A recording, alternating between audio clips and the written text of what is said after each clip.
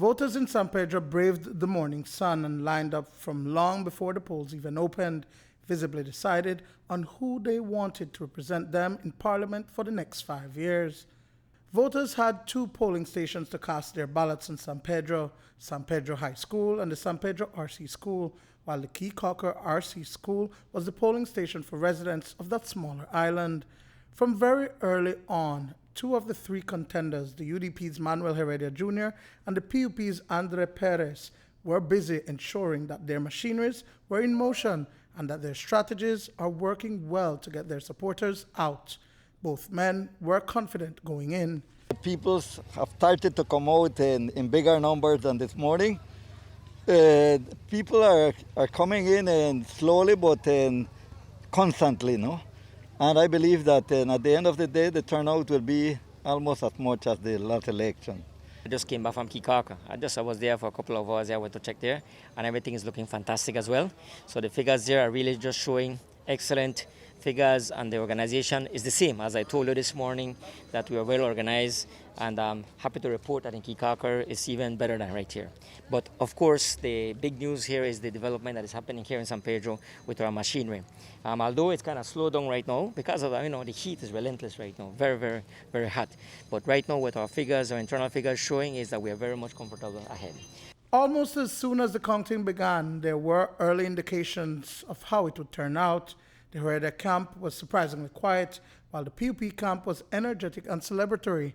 And while the official numbers were not made known until after dawn on Thursday, the 2 candidates provided to the media the information everyone was seeking.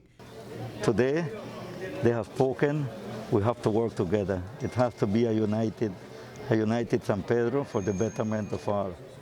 So I have already congratulated my opponent, shake hands and wish him the best. With my experience, if they need any, I am there to be able to help so long as it's in the interest of both islands.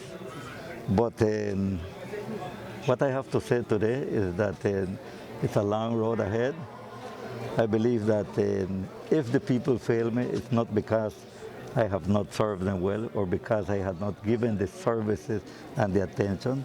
It's because they were upset with the party as a whole. Closing off and a victory for the People's United Party right here with a bang, because the records will show that this is the highest beating of a candidate ever in the history of Belize Rural South. Never highest. And that in itself, it is clear that my opponent never did beat any of our PUP previous opponents by that figure. And this staggering figure that we're beating him is a clear mandate that we need a change, not only here in Belize Rural South, but the entire country. But I want to remain calm and composed and focused. My aim is really to heal. We have been a very divided and polarized area. Heredia indicated that he will retire from active politics and return to fishing, which he loves.